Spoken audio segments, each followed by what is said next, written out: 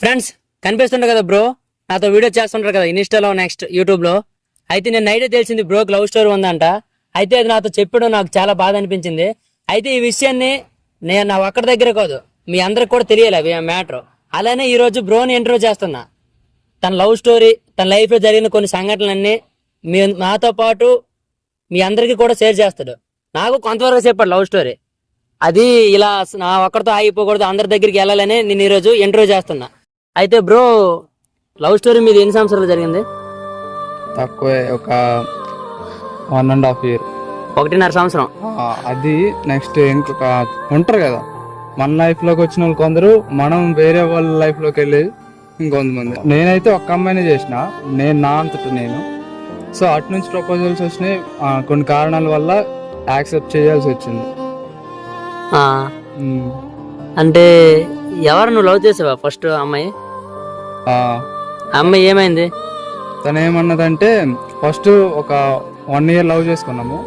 తర్వాత ఏమైందంటే, మనము లవ్ చేసుకున్నాం, పేరెంట్స్ ఒప్పుకోకపోతే ఏం చేస్తాం తను అడిగింది. తను అడిగితే నాకు అవ్వదు, ఇప్పుడు లేచిపోయి పెళ్లి చేసుకునే అంత స్తోమత మనకు లేదు. నెక్స్ట్ మా పేరెంట్స్, వాళ్ళ పేరెంట్స్ ఇబ్బంది పడతారు. సో ఆ గొడవలు ఇట్లాంటివి నేను ఇది చేసుకోలేను అనమాట. సో అందుకు నేనైతే లేచిపోయి పెళ్లి చేసుకోవడాలు ఇలాంటివి అయితే, కానీ ఒప్పించుకున్నాకే మనం పెళ్లి చేసుకుందాం అన్నది. తను ఏమన్నది, అలాగైతే మా పేరెంట్స్ ఒప్పుకోరు, నిజంగా ఎప్పుడు ఒప్పుకోరు, లవ్ మ్యారేజ్ యాక్సెప్ట్ చేయరు. సో అప్పుడు ఏం చేస్తావు అంటే, ఒప్పిద్దాం, ఇప్పుడు కాకపోతే ఇంకో సంవత్సరం తర్వాత ఒప్పుకోవాల్సింది కదా. సో ఎలాగైనా ఒప్పించి చేసుకుందాం అని చెప్తే, తను మా వాళ్ళు అయితే అసలు ఒప్పుకోరు. అప్పుడెప్పుడో నువ్వు లేచిపోయి పెళ్లి చేసుకోలేవు, ఇవన్నీ కాదు, నువ్వు ఖచ్చితంగా వదిలేస్తావు. అలాంటప్పుడు అప్పుడెప్పుడో వదిలేసిన కంటే ఇప్పుడు వదిలేయడం మంచిది కదా అని తను అంది. నాకు మాటలు రాలేదు, తను కూడా అప్పటి నుంచి నన్ను నమ్మలేదు, తను వదిలేసింది అన్న. అలాగే. అయితే లవ్ స్టోరీలో మూవీకి కానీ ఇంకెక్కడికి కానీ వెళ్ళారా ఎప్పుడైనా తిరగడానికి? నేను ఏ అమ్మాయితో అలాగా ఎంజాయ్ చేయలే. ఏ అమ్మాయి అంటే ఇంకో లవ్ స్టోరీ ఏమైనా ఉందండి? చెప్పాను కదా, ఇప్పుడు నేను చేసిన, నాకు చేసిన అమ్మాయి ఇంకో అమ్మాయి ఉంది. తన ఎలా పరిచయం అంటే, నేను ఆర్ట్ బాగా వేయగలను. సో తను ఏం చెప్పింది, తనకు కొన్ని ఆర్ట్ ఏముంది. సో ఆర్ట్ వేయడం వల్ల అప్పటి నుంచి నువ్వు చాలా బాగా వేసావు, థ్యాంక్స్, చాలా బాగా హెల్ప్ చేసావు. అప్పటి నుంచి నాతో చాట్ చేయడం, ఫోన్ కాల్స్ మాట్లాడటం అలాగలాగా చేసింది. అలాగే ఒకరోజు ప్రపోజ్ చేసింది. నేను చాలా లవ్ స్టోరీస్ కోల్పోయి ఇక్కడ దాకా ఉన్నా, నేనైతే యాక్సెప్ట్ చేయలేను అని చెప్పిన.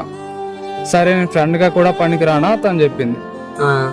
తను చెప్తే ఇక ఓకే, నీ దీంట్లో లవ్ ఫీల్ వచ్చినప్పుడు ఫ్రెండ్గా ఎలా మూవ్ అవుతుంది, నేనైతే అవ్వగలను ఫ్రెండ్గా, కానీ నీకైతే అలా అనిపించదు కదా, నీ లోపల ఫీల్ ఉంటుంది కదా, లవ్ ఫీల్ ఉంటుంది కదా.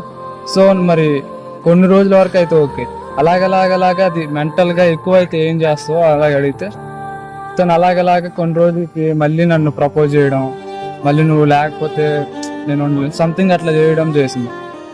ఒకరోజు ఏం చేసింది, నీకోసం చేయి కోసుకుంటున్నాను, కోసేసుకున్నాను. అప్పుడు నాకు చాలా భయం వేసింది, ఇదేంది ఇలా చేస్తుంది. అప్పుడు చాలా తక్కువ కోసుకుంది అనమాట, తక్కువ తెగింది. సరేలే ఓకే చూద్దాం అనుకొని నేనైతే ఓకే చెప్పిన, లవ్ యాక్సెప్ట్ చేసిన. తర్వాత నార్మల్గా కాల్స్ మాట్లాడాలు, ఫోన్స్, చాటింగ్లు చాలా మంది లవర్స్ చేసినట్టే మేము కూడా చేసినాం. తర్వాత అలా సాగింది అనమాట. తర్వాత ఫైనల్ ఏమైంది? నేను ఫస్ట్ అయితే అమ్మాయిల్ని చాలా నమ్మను. ఫస్ట్ నమ్మకపోవడం అది నా ప్లస్ మైనస్ తెలియదు, కానీ తను నమ్మానని చెప్పట్లేదు. ఆ అమ్మాయి ఏం చేసిందంటే, నేను చాలా లవ్ చేసింది. తను చేయి కోసుకోవడం అంటే నార్మల్ విషయం కదా, అప్పటిదాకా నా కోసం ఎవరు చేయి కోసుకోలేదు. నేను ఒక అమ్మాయి కోసం కూడా నేను చేయి కోసుకోను, అలాంటి నా కోసం తను కోసుకుంది. సో నేను లవ్ చేయడం స్టార్ట్ చేసిన. బట్ తను లవ్ చేసింది, చేయి కోసుకుంది. నేను చాలాసార్లు అడిగిన, అంటే ఇప్పుడు నేను సడన్గా చచ్చిపోయే స్థితిలో ఉంటే ఏం చేస్తావు, ఒకవేళ నువ్వు నన్ను బతికించుకోగలవా అంటే, నేను నీకు కావాలి కదా, మరి ఏం చేస్తావు అంటే, తను కొంచెం రిచ్ అనమాట, నేను నా ఆస్తి మొత్తం అమ్మాయిని బతికించుకుంటా, నిన్న ఆస్తి మొత్తం అమ్మేసి అయినా నేను బతికించుకుంటా, నాతో తీసుకెళ్ళిపోతా అని చెప్పింది. నేను అంటే ఎవరైనా ఇలా చెప్తే కొంచెం ఇంప్రెస్ అవుతారు కదా, అరే తన ఆస్తి మొత్తం అమ్మేసి నన్ను బతికించడం ఏంటి, ఏమో తను అంత లవ్ చేస్తుందేమో అనుకుని నేను కూడా నమ్మిన. అమ్మాయి పెద్ద ఉంటదయ్యా అంటే పర్లేదు కొంచెం రిచ్. తర్వాత ఏమైంది? నేను నమ్మిన, ఓకే ఓకే నమ్మిన. తర్వాత ఒక ఇన్సిడెంట్ జరిగింది అనమాట. ఏంటది? అంటే నేను నా ఫ్రెండ్ టెంపుల్కి వెళ్ళినప్పుడు వాడు ముక్కుంటే గుండు కొట్టించుకున్నాడు. గుండు కొట్టించుకుంటే అప్పుడు తను నాకు కాల్ చేసింది. సో నేను అప్పుడు చెప్పిన మా ఫ్రెండ్తో ఇలాగా టెంపుల్కి వచ్చిన, బట్ నాకు ఇంట్రెస్ట్ ఉండదు కానీ నార్మల్గా ఫ్రెండ్స్తో ఇలాగ వెళ్ళిపోతా అని చెప్తే నేను అప్పుడు అన్నా తనకి, నాకు ఇలాంటివి పూజలు ఇలాంటివి ఇంట్రెస్ట్ ఉండదు కదా, వచ్చే అమ్మాయి ఎలాగ భరిస్తుందో అని. తను అన్నది, వచ్చే అమ్మాయి ఏంటి, ఇప్పుడు నేను ఉండగా నువ్వు వచ్చే అమ్మాయి గురించి ఆలోచిస్తున్నావు అంటే ఇప్పుడు నన్ను చేసుకో సంథింగ్ అన్నది అనమాట. అంటే నాకు చిరాకు వేసింది, ఎందుకు అలాగ ఆలోచించాలి, ఇప్పుడు వచ్చే అమ్మాయి నువ్వే అనుకోవచ్చు కదా. అంటే మనం చెప్పలేం తను మ్యారేజ్ దాకా వస్తుందా లేదా అనేది మనకు తెలియదు. సో వచ్చే అమ్మాయి గురించి అని ఫ్లోలో అనేసిన. తను అర్థం చేసుకోవాలి కదా, మేబీ వచ్చే అమ్మాయి నేనే అయ్యి ఉండొచ్చు కదా, సో అలాగని నోరు ముసుకుని ఉండొచ్చు కదా. తను గొడవ పడింది, నాకు మెంటల్ రేగింది, చిరాకు వచ్చింది. సరే నాకు మరి మాట్లాడబుద్ధి కాలే. సార్ నువ్వు నాకు ఎప్పుడు మెసేజ్ చేయకు, నువ్వు ఇలాంటి చిన్న చిన్న వాటికి గొడవ పడి మూడు ఖరాబ్ చేసి నాకు నచ్చదు అసలు. నువ్వు మంచిగా అర్థం చేసుకో, వచ్చే అమ్మాయి నువ్వే అయ్యి ఉండొచ్చు కదా, అలా కూడా అర్థం చేసుకోవచ్చు కదా నాకు నేను తను చెప్పిన. తను వినకుండా పీచి చేసి గొడవ పడి నాకు చాలా చిరాకు వచ్చి, నువ్వు ఎప్పుడు నాకు కాల్ చేయకు, ఇప్పుడే కాదు ఫ్యూచర్లో ఎప్పుడు కూడా నాకు కాల్ చేయకు, నీ మెసేజ్ కానీ కాల్స్ కానీ నీ ముఖం కూడా నాకు చూపి కనీసం నేను కట్ చేసిన. తర్వాత మళ్ళీ ఓపెన్ చేసి మళ్ళీ కాల్ చేసి చూసేసరికి వీడియో కాల్లో ఫొటోస్లోన తను గట్టిగా వచ్చేసుకుంది. ఇక మొత్తం బ్లడ్ బ్లడ్ ఉంది, కోసేసుకొని ఉంది. నాకైతే గుండె తట్ మంటుంది అనమాట. ఎందుకంటే తనకి ఏమైనా అయితే లాస్ట్ కాల్ నాదే ఉంది, నాకు ప్రాబ్లం అవుతుంది. నాకు కొంచెం అప్పుడు భయం వేసింది, అరే తినేంటి ఇలాగ చేసుకుంటుంది, రేపు పొద్దున్న ఏదైనా అయితే నాకు కదా ప్రాబ్లం, నాకు బొక్కలు వేస్తారు. అందుకని చెప్పి అప్పుడు కూడా నేను సరేలే ఏదో అయిపోయింది కానీ వాళ్ళకి అర్థం చేసుకోక, ఇప్పుడు అవుతుంటే ఫ్లోలో కొన్ని వస్తుంటాయి, 100 వస్తుంటాయి, దాన్ని పట్టించుకొని నువ్వు ఏవేవో అనేసుకొని చిరాకు తెప్పిస్తే ఇలాగే ఉంటుంది. ఇప్పుడు అనవసరంగా కోసేసుకున్నావు, ఎంత బ్లడ్ వేస్ట్, ఎంత హెల్త్ వేస్ట్ అని చెప్పిన. సరే అయిపోయింది ఓకే నార్మల్గా గడిచింది. తర్వాత కొన్ని రోజులు అలాగే నార్మల్గా అయింది, కొన్ని రోజులు మంచిగా అయింది లవ్ స్టోరీ. తర్వాత మళ్ళీ నార్మల్గా అయింది. తర్వాత నేను కంపెనీలు చేసిన, అప్పటి నుంచి కొంచెం చాటింగ్ కానీ ఫోన్ కాల్స్ కానీ తగ్గినాయి. అదేంటి అంతలా లవ్ చేసింది నాకు కూడా అర్థం కాలే. సరే ఓకే మేబీ ఏమోలే, ఏదో సంథింగ్ ప్రాబ్లమ్స్ ఉండొచ్చు ఏమో అనుకొని నేను కూడా లైట్ తీసుకున్నా. కాకపోతే నాకు లోన్లీ ఫీలింగ్ వచ్చింది, అంటే ఒంటరిగా ఉన్నట్టు. నాకు అక్కడ కంపెనీలో ఎవరు తెలియదు. సో తను కూడా కొంచెం తగ్గించేసరికి నాకు ఏదోలాగా అనిపించింది. అలాగలాగా నాకు అర్థమైంది, అంటే నాకు తెలిసి మూడో వ్యక్తి తన లైఫ్ లో వచ్చి ఉండాలి, ఖచ్చితంగా వచ్చి ఉంటాడు. అందుకే మేబీ తగ్గించి ఉండవచ్చు. నాకు కొన్ని రోజులకి అర్థమైపోయింది, మూడో వ్యక్తి తినకి ఆల్రెడీ వచ్చాడు. అలా అర్థం చేసుకున్నా, నీ గురించి చేయి కోసుకుంది అవన్నీ చేసింది కదా అమ్మాయి. నాకు కూడా అర్థం కాలేదు, అదే కదా. మరి మూడో వ్యక్తి వచ్చాడని చూసావా? నాకు తెలిసింది పర్సనల్ గా, అంటే అది వేరే విషయం, నాకు ఒక విధంగా తెలిసింది వేరే వాళ్ళ నుంచి. సో నేను అనుకున్నాను, దీనికోసం నేను ఇంత ఇది అయిపోయినా, అరే అమ్మాయిలు ఏంటి ఇంత వరస్ట్గా ఉంటారు, అంటే వాళ్ళ ప్రాణాలకి తెగించి మరీ కోసుకున్న నా కోసం ఈరోజు వేరే వ్యక్తి కోసం మళ్ళీ వేరే ఆ అబ్బాయిని తన లైఫ్ లో తెచ్చుకుందా అనేది నేను తీసుకోలేకపోవడం అంటే నాకు అప్పటికి అలవాటు. ఏదైనా ప్రాబ్లం వస్తే గట్టిగా డిఫెండ్ చేస్తా, అంతే గుండెని రాయి చేసుకోవడం అప్పటి నుంచి అలవాటు అయిపోయింది. సో నేనైతే పెద్దగా పట్టించుకోలేదు. సరే వచ్చింది వెళ్ళిపోయింది, మధ్యలో వెళ్ళిపోయింది. సరే ఇప్పటి నుంచి నమ్మకు, అమ్మాయిని అసలు నమ్మకు అని చెప్పేసి నేనైతే నేనే మోటివేట్ చేసుకొని కంపెనీ వదిలేసి ఇక నాకు ఇష్టమైన పని చేసుకుందాం, పైసలు వచ్చినా రాకపోయినా ఫ్యూచర్లో ఎప్పుడైనా సెటిల్ అవ్వచ్చు కదా మన ఇష్టమైన పనిని నమ్ముకుంటే అనుకుని ఇటు వచ్చేసిన. మన షార్ట్ ఫిల్మ్ వచ్చా మన యూట్యూబ్ ఛానల్ కి. సో తర్వాత అంత రీసెంట్ గా నాకు ఒక అమ్మాయి ప్రపోజ్ చేసింది. నేను అప్పటికి నమ్మలేదు తను, నాకు అర్థం కాలేదు. తను బాగానే చాట్ చేసింది. ఇక తను కూడా ఏమో మరి తన లైఫ్ లో ఏం జరిగిందో తెలియదు. తను కూడా ఇప్పుడు అస్సలు చాట్ చేయట్లేదు, ఏమైందో అస్సలు తెలియదు. అరే ఇది నమ్మ అమ్మాయిలందరూ ఎలాగే ఉన్నారేంట్రా బాబు, నేను నమ్మలేదు ఫస్ట్ ఆఫ్ ఆల్. సరే చూద్దాం, అందరిని చూసినాం, తిని కూడా నమ్మలేదు, ఫస్ట్ ఆఫ్ ఆల్ నమ్మలేదు, చూద్దాం అనుకుని వదిలేసిన.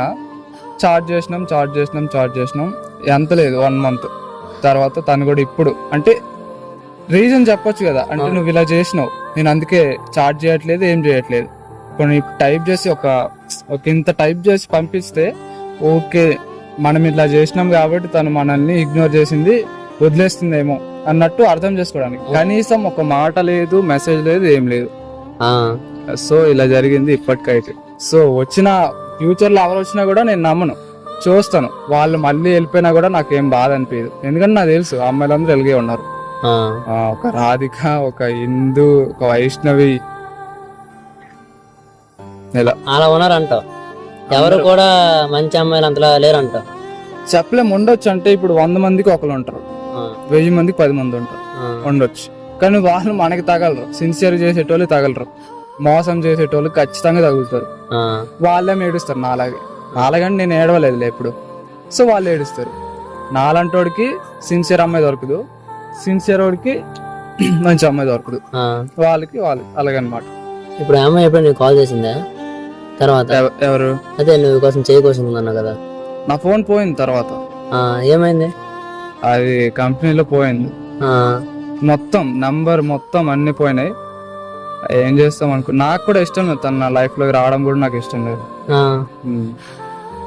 తర్వాత ఇంకేమైంది లైఫ్ లో? ఏదైనా ఫ్రెండ్స్ గానీ ఇంకెవరు గానీ ఏదైనా ద్రోహంగా ఏం చేశారా? ఎందుకు చేయలేదు, చాలా మంది అంటే అప్పుడు ఒక 4 years బ్యాక్ ఇలాగే నార్మల్ వర్క్ చేసినప్పుడు వాళ్ళ దగ్గర అంటే పైసలు అయితే వచ్చేసినాయి, వర్క్ చేసిన పైసలు అయితే వచ్చేసినాయి. వాడు ఏదో అవసరానికి అడిగినప్పుడు నేను ఒక తక్కువ అమౌంట్, ఒక 20,000, వాళ్ళిద్దరు అన్నదమ్ములే, వాళ్ళు ఇచ్చిన ఇప్పటికి కూడా వాళ్ళు ఇవ్వలేదు నాకు చాలా అవసరాలు వచ్చినాయి. ఆ అవసరానికి వచ్చినప్పటికి అడుగుతుంటే ఇయ్యలే, ఇప్పటికి కూడా ఇయ్యలే. నేను ఆఖరికి ఏం చేసిన, వదిలేసిన. మరి 20,000 నాకు చాలా ఎక్కువ అమౌంట్. ఇప్పుడు లక్షలే పోగొట్టుకుంటారు చాలా మంది, కానీ ఏమో నాకు ఆ అమౌంటే ఎక్కువ. ఇప్పుడు నేను ఉన్న సిచ్యువేషన్ కి చాలా యూజ్ అవుతాయి, దేనికైనా యూజ్ అవుతాయి కదా. సో తక్కువ మరి ఏం చేస్తాం, వదిలేసినాం అన్న. అలాగే ఎన్నిసార్లు అడుగుతాం, 1-2 సార్లు అయితే అడుగుతాం. అలాగే అడిగేసరికి మరి వాళ్ళు ఇవ్వట్లేదు, మరి నేను కూడా అడగట్లేదు. ఇంకేంటి మరి లాస్ట్ ఏమంటావు అమ్మాయి గురించి? ఒక్క మాటలో చెప్పాలంటే అమ్మాయిల గురించి ఫస్ట్ ఆఫ్ ఆల్ నమ్మకూడదు. ఈ జనరేషన్ లో అయితే ఏ అమ్మాయిని నమ్మకూడదు. ఫస్ట్ ఆఫ్ ఆల్ నమ్మినామంటే ఆడు వీక్ పర్సన్ అయితే డిప్రెషన్, సూసైడ్ దాకా కూడా వెళ్ళొచ్చు. నా సిచ్యువేషన్ వస్తే ఆడు సూసైడ్ కూడా చేసుకుంటాడు, కానీ నేను చేసుకోను. ఎందుకంటే నన్ను నమ్ముకుని మా అమ్మ ఒక్కదే ఉందా. సో వేస్ట్ కథలు అవి, గుండెని రాయి చేసుకొని బతికేయడం తప్ప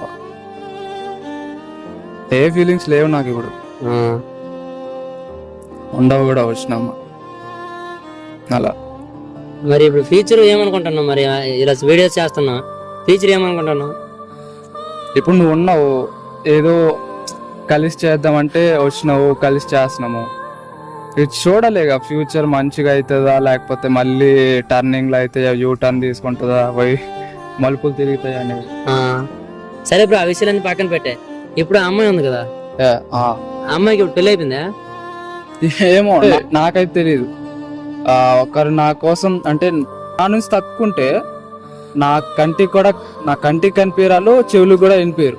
నేను అంత దూరం పెడతా, వాళ్ళ ఇది కూడా నాకు జాడ కూడా తెలియకుండా మెయింటైన్ చేస్తాను అనమాట. నాకు అవసరం లేదు ఫస్ట్ ఆఫ్ ఆల్. నేను అందుకే నా గుండెని రాయి చేసుకుంటా ఫస్ట్. సో వాళ్ళ కోసం వాళ్ళు ఎలాగ చావని, నాకు అంత చేసినాక నా కోసం చెయ్యి కూసుకున్న అమ్మాయి వేరేటోని తగులుకోవడం ఎంతవరకు ఇది. సో అలాంటి అమ్మాయి కోసం పెళ్లి చేసుకుంటే ఏంటి, తన గురించి నాకెందుకు. సో నేను పట్టించుకున్నాను. తను తప్పనిసరిగా తర్వాత కూడా ఎవరైనా మోసం చేస్తా ఖచ్చితంగా. తను ఏదో అంటే ఇప్పుడు నా నుంచి ఏదో ఎక్స్పెక్ట్ చేసింది. సో తనకి నా నుంచి దొరకవచ్చు, దొరకపోవచ్చు. దొరికిందని వదిలేయవచ్చు, దొరకలేదని వదిలేయవచ్చు, కానీ వదిలేయడం మాత్రం పక్క. అది తర్వాత ఇంకేమైంది ఇంకా నీ స్టోరీలో? ఇంకా లైఫ్ లో ఏమైనా బాధాకర సంఘటనలు ఇంకేమైనా ఉన్నాయా? బాధాకర సంఘటన అంటే అంతే ఇక. బాధ అంటే నేను ఎప్పుడు కూడా నా గురించి నేను ఆలోచించేసరికి సరిపోతుంది. బాధ అంటే నాకు ఇక్కడ దా తీసుకోను నేను ఎప్పుడు. నాకు తెలుసు అంటే లైఫ్ ఎలాగ ఉంటది, చాలా ఇవి ఉంటాయి. నేను ఫస్ట్ నుంచి కూడా మా అమ్మ నేనే, మాకు ఎవ్వరు లేరు. సో నాకు అప్పటి నుంచి అలవాటు అయిపోయింది ఏంటి పరిస్థితి, ఎలాగ ఉండాలి, ఏమైనా సిచ్యువేషన్ వస్తే ఎలా ఫేస్ చేయాలి. ఫేస్ చేయలేకపోవచ్చు, బట్ నిలబడగలగాలి. ఆ సిచ్యువేషన్ లో నిలబడగలగాలి. అప్పుడు నువ్వు ఓకే ముందుకు వెళ్ళొచ్చు. ఫేస్ చేయకపోయినా పర్లేదు, కానీ ఆ సిచ్యువేషన్ లో అలా స్టాండ్ అవ్వు. ఏం చేసుకుంటాయి ఆ సిచ్యువేషన్ నాతో చేసుకొని. నేనైతే కింద పడిపోను, పక్కకి జరిగిపోను, ముందుకు వెళ్ళిపోను, వెనక్కి వెళ్ళిపోను. నేనైతే నిలబడతా. సిచ్యువేషన్ ఫేస్ చేయలేకపోతే నిలబడతా. అలా ఈ లైఫ్ లో ఏదైనా హ్యాపీ మూమెంట్ ఏదైనా ఉందా? Best happy moment? ఇప్పటికైతే అంత పెద్ద హ్యాపీ మూమెంట్ చెప్పుకోవడానికి అయితే ఏం లేవు. చూడాలి ఫ్యూచర్ లో, కానీ హ్యాపీ మూమెంట్ వస్తుందని బతికేయడం తప్ప. అంతే కదా లైఫ్ అంటే. అదే ఒక హోప్ ని మనం ముందు పెట్టుకొని ఆ హోప్ కోసం ముందుకు వెళ్ళడమే. ఒక ఆశ కోసం బతకడమే లైఫ్. అమ్మాయిలు నమ్మకూడదంట మొత్తానికి? ఖచ్చితంగా నువ్వు నమ్మొద్దు. అంటే మరి మీ పిల్లలు ఎలాంటిదో నాకు తెలియదు, మంచిదా అయి ఉండొచ్చు. కాకపోతే వాళ్ళు కరెక్ట్ సిచ్యువేషన్ ని వాళ్ళ అదుపులో పెట్టుకుంటారు అనమాట. ఏదైనా తప్పు మన వైపు తోసేలాగా. వాళ్ళే తప్పు చేసినా సిచ్యువేషన్ క్రియేట్ చేస్తారు మనదే తప్పు ఉన్నట్టు. అలాగే దాంట్లో నాకు అర్థమవుతుంది మెల్లమెల్లగా. అదే నేను నిన్న నైట్ నాకు అర్థమైంది నీకు లవ్ స్టోరీ కూడా ఉందని. ఉంటాయి కదా ప్రతి ఒక్కరి లైఫ్ లా. నేను బాగాలేకుండా లైఫ్ లో కూడా ఒక లవ్ స్టోరీ ఉండొచ్చు. ఎవరితో తగులుతుంది, మనం ఎవరినో చేస్తాం, ఇలాంటివి ఉంటాయి ప్రతి ఒక్కరి లైఫ్ లో ఉంటాయి. తర్వాత ఇప్పుడు నువ్వు ఎవరిని లవ్ చేయాలనిపించడం కానీ, లేకపోతే వేరే అమ్మాయితో తిరగడం, లేదా నీ ఫ్రెండ్స్ ఎవరు అమ్మాయితో తిరిగినప్పుడు కానీ మనకు కూడా అమ్మాయి ఎంత బాగున్నావు? నా లైఫ్ లా ఇప్పుడు అనిపిస్తుంది. ఎవరితో తిరిగినా కూడా నాకేం అనిపించదు. నాకు కూడా అలాగా అమ్మాయి మంచిగా ఉంటే తిరిగేటోను కదా అస్సలు అనిపించదు. ఎందుకంటే నాకు తెలుసు అమ్మాయిలు ఈ రోజుల్లో ఎలాగ ఉన్నారు. అంత మంచి ఇప్పుడు నాకు అనిపిస్తుంది అలాగా ఒక మంచి అమ్మాయి ఒకరిని బాగా చూసుకుంటే వాళ్ళ లవ్ చూస్తే అనిపిస్తుంది, అరే ఈ రోజుల్లో కూడా ఇలాంటి అమ్మాయిలు ఉన్నారా, ఉంటే మనకెందుకు దొరికితే బాగుండు కదా అనిపిస్తుంది. కొన్ని ఇంటర్వ్యూలో చూస్తాము చాలా మంది వీడు నాకు అంటే పేర్లు చెప్పొద్దు, వీడు నాకు ఇలా మోసం చేశాడు అనేసి ఇంటర్వ్యూలోకి వస్తుంటారు. సో వాళ్ళని నమ్ముతారు. ఇప్పుడు అమ్మాయిలు మోసం చేసేటోడినే నమ్ముతారు. అమ్మాయిలు సిన్సియర్గా చేయి నమ్మరు, వదిలేస్తారు. అలాగే సిన్సియర్గా చేసే అమ్మాయిలు మోసగాడినే చూజ్ చేసుకుంటారు. అది తెలుసో తెలియకో చెప్పలేము. అదే మనలాంటి అబ్బాయిల్ని అలాంటి అమ్మాయిలు లవ్ చేయరు. అలా జరిగిందంటావు లైఫ్ లో? చెయ్యి కోసుకున్న అమ్మాయి నిన్ను కాదని వేరే వాడిని లవ్ చేయడం ఏంటి? ఎంత అర్థం కాదండి అసలు. చెయ్యి ఎందుకు కోసుకుంది? తను మళ్ళీ ఏం చెప్పింది తెలుసా, అంటే తన పాస్ట్ లో అంటే తనకి ఇంతకు ముందు తన కోసం ఎవరైనా చెయ్యి కోసుకో చచ్చిపో. ఇప్పుడు ఎవరికి నష్టం? నీకే నష్టం. మీ అమ్మకి కొడుకుగా ఉండవు, మీ నాన్నకి కొడుకుగా ఉండవు, మీ ఫ్రెండ్స్ కి ఫ్రెండ్ గా ఉండవు అని చెప్పిదంట. నాతో చెప్పింది. అమ్మాయి చెప్పింది ఇలా తన కోసం ఎవరైనా చెయ్యి కోసుకుంటే. సో అలాంటి అమ్మాయి నా కోసం కోసుకోవడం నాకే వింత అనిపించింది.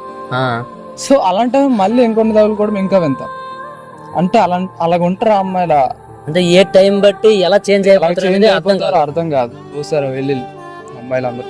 ఓకే, మరి నిజంగా కొందరు అమ్మాయిలు ఉంటారు కదా ప్రేమించడం. అదే చెప్తున్నాను కదా, 100 మందికి ఒకళ్ళు ఉంటారు, 1000 మందికి 10 మంది ఉంటారు అలాంటి అమ్మాయిలు మంచి వాళ్ళు. అందరూ ఒక 100 మందికి 90 మంది మంచి వాళ్ళు ఉండి 10 మంది అలాంటి వాళ్ళు ఉంటారు. రేర్. అలాగే ఇంకేంటి మరి? ఇంకేమైనా చెప్పాలనుకుంటున్నావా? ఈ వీడియోని పిల్ల చూస్తుంది అనుకో, చూడండి ఏం చెప్తుంది దానికి ఒక మాటలో గట్టిగా? చెప్పేది ఏం లేదు, ఆడుకుంటే ఆడుకుంది. కాకపోతే చూసి ఆడుకోవాలి. ఎవరి లైఫ్ ఎటు తిరుగుతుంది, ఏమవుతుంది, ఇలాంటివి పట్టించుకోకుండా వాడి లైఫ్ లోకి ఎంటర్ అయ్యి ఏం సాధిస్తాం అనుకొని ఒక మైండ్ లో పెట్టుకోవాలి. ఒకటి ఊరికే చేస్తే చేసినారు, ఇంకో అబ్బాయిని ఎందుకు చూడడం, ఉండొచ్చు కదా. అలా ఒకటే చెప్తాం, ఏం చెప్తాం, ఇంకొకరితో ఆడుకోవద్దు.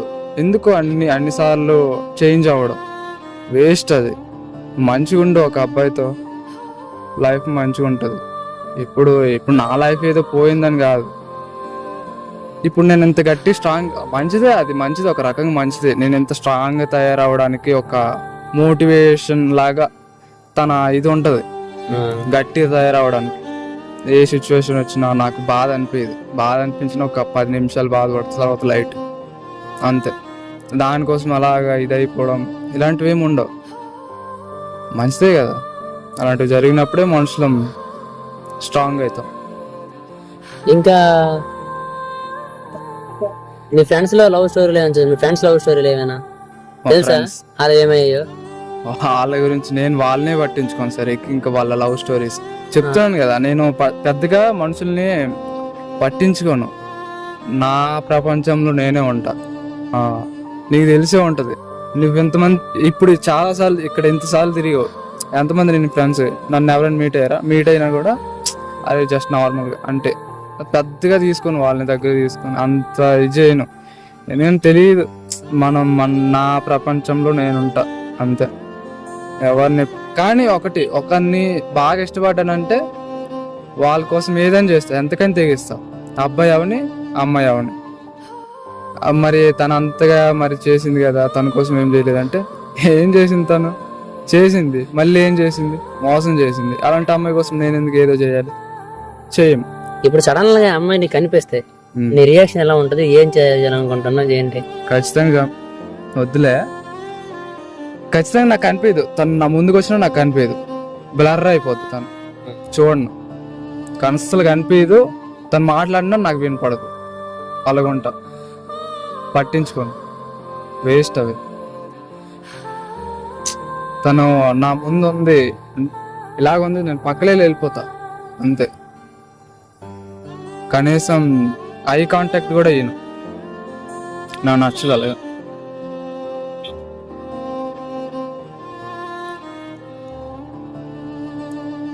ఇంకేమైనా అడుగుతావా? ఇంకేమనంటే ఏం చెప్తాం. ఎప్పుడు మీ లవ్ స్టార్ట్ అయింది? ఇంటర్లోనా, డిగ్రీలోనా, స్కూల్లోనా? డిగ్రీ అయిపోయినాక డిగ్రీ అయిపోయిన తర్వాత లవ్ స్టార్ట్ అయింది. డిగ్రీ తర్వాత అప్పుడు అమ్మాయి మెచ్యూర్ అయిపోయి ఉంటుంది, మైండ్ మెచ్యూర్ బాగుంటది, అందుకే పెద్దది రాట్ దించింది.